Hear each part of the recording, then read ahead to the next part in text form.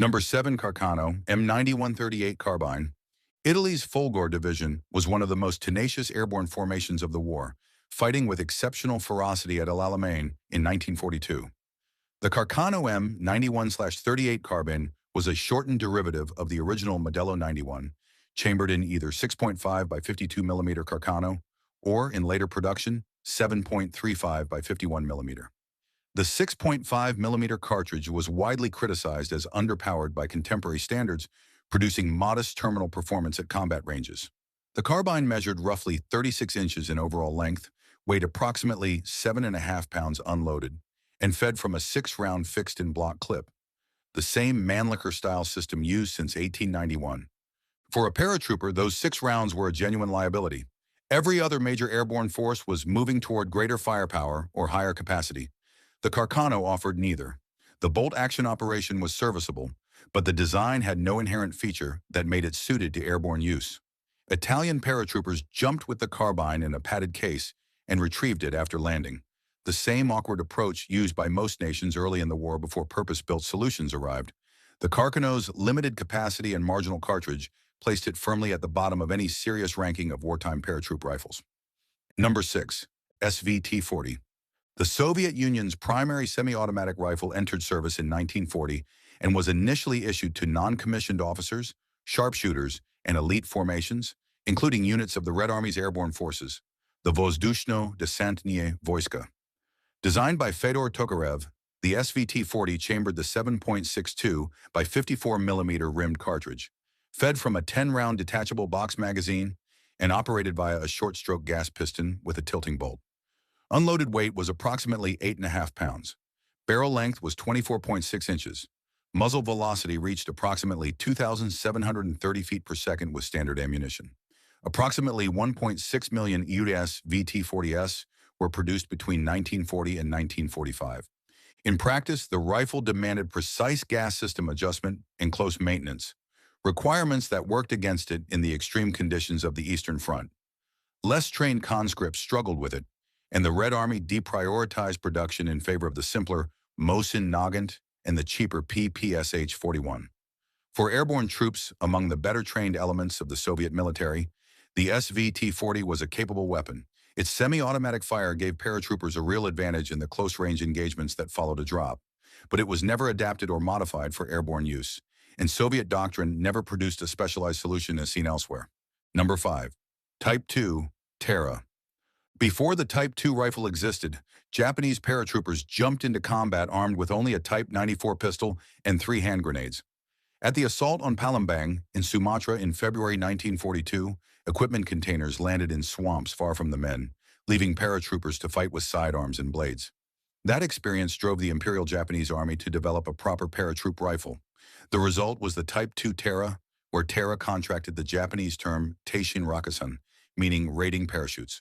Designed in 1942 and produced entirely at the Nagoya Arsenal from 1943 to 1944, the Type 2 was a takedown variant of the Type 99 Arisaka, chambered in 7.7 by 58 mm Arisaka. The rifle broke into 2 sections at a threaded interrupted screw joint between the receiver and barrel, allowing the soldier to carry both pieces in a padded pouch during the jump. Production ran to approximately 21,200 rifles before the program ended in 1944, when Japanese planners concluded that large-scale offensive airborne operations were no longer viable. The Type 2 saw combat during the Battle of Leyte in 1944. Its bolt-action operation, 5-round internal magazine, and takedown design reflected the constraints of the era. The interrupted screw joint added complexity and a potential point of failure if not properly tightened before firing. The Japanese were the only nation to produce a dedicated takedown paratroop rifle in significant quantity, and for that alone, the Type 2 occupies a distinct place in the history of airborne small arms. Number 4. Lee-Enfield. Number 4, Mark I. British airborne forces formed around the same standard infantry rifle that equipped the rest of the British Army, the Lee-Enfield No. 4 Mark I.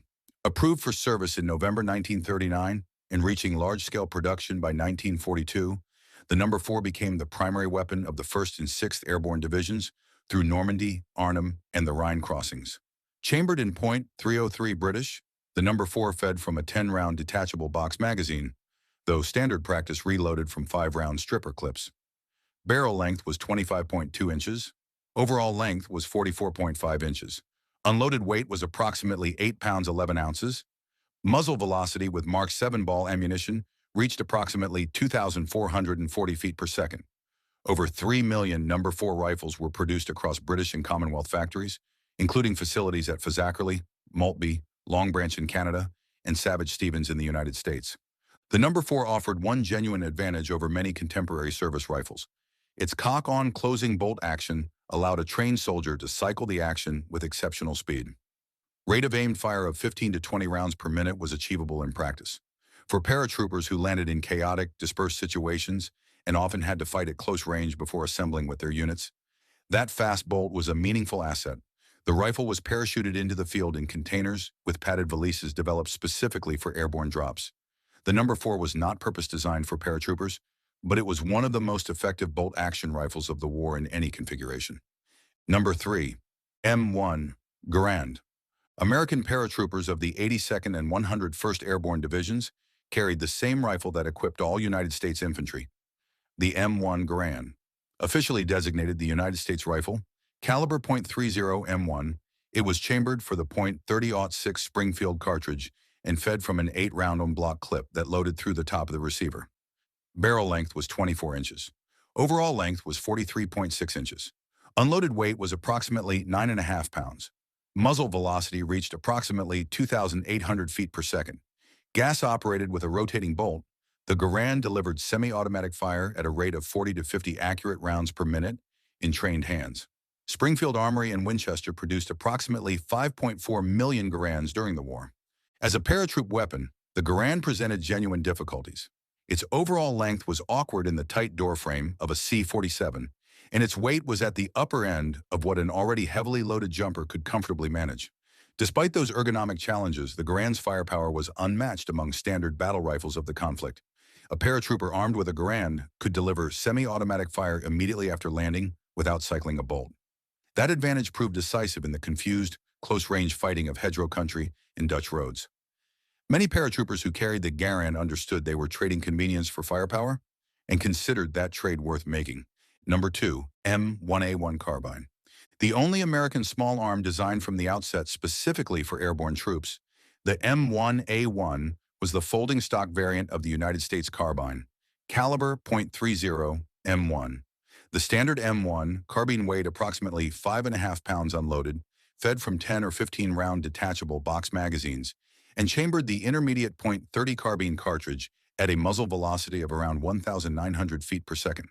The M1A1 differed from the standard carbine in exactly one way. Its full wooden stock was replaced by a side-folding wire metal stock with a wooden pistol grip and a leather cheek piece, designed by Inland Division of General Motors. With the stock folded, overall length dropped to approximately 25 inches, compact enough to stow in a canvas jump scabbard strapped to the soldier's leg during the parachute descent. Standardized in May 1942, Inland was the sole manufacturer and produced approximately 140,000 M1A1s in 2 production runs, delivering the first examples in October 1942 to the 82nd and 101st Airborne Divisions. The M1A1's appeal was obvious. It was light, handy, and immediately ready for use after landing. Paratroopers could carry it on their body through the jump rather than relying on equipment bundles. Its limitations were real.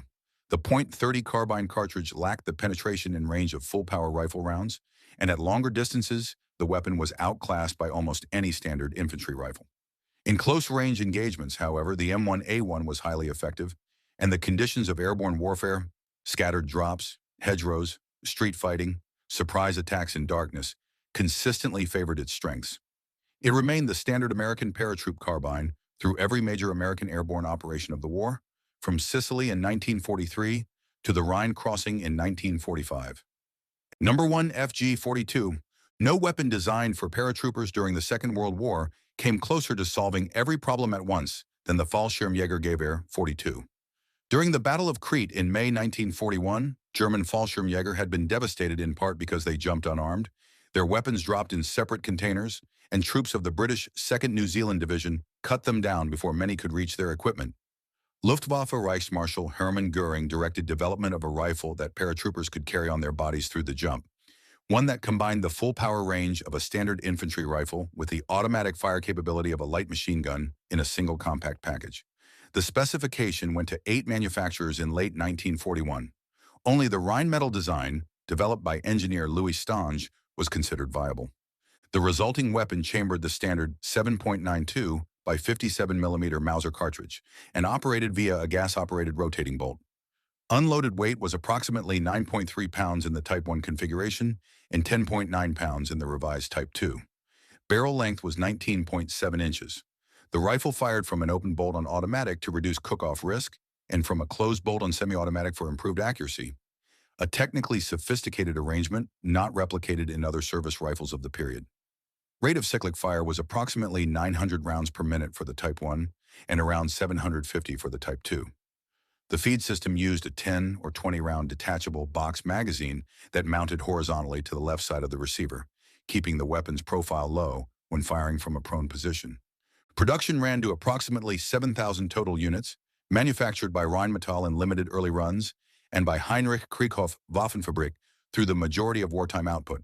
The small numbers reflected expensive precision manufacturing, scarce materials, and the fact that after Crete, Hitler largely abandoned offensive airborne operations. American testing at Aberdeen Proving Ground in 1944 noted the design was overly complex to manufacture, though the underlying mechanism was sound. Its influence extended well beyond the war. The M60 machine gun adopted by the United States Army in the 1950s drew directly on the FG-42's operating mechanism. The principle of a full-power automatic rifle light enough for an individual soldier to carry, the concept the FG-42 embodied in 1943, became the defining design challenge of infantry weapons for the following half-century. If you enjoyed this video, don't forget to subscribe to this channel, like this video, and drop a comment. See you on the next one.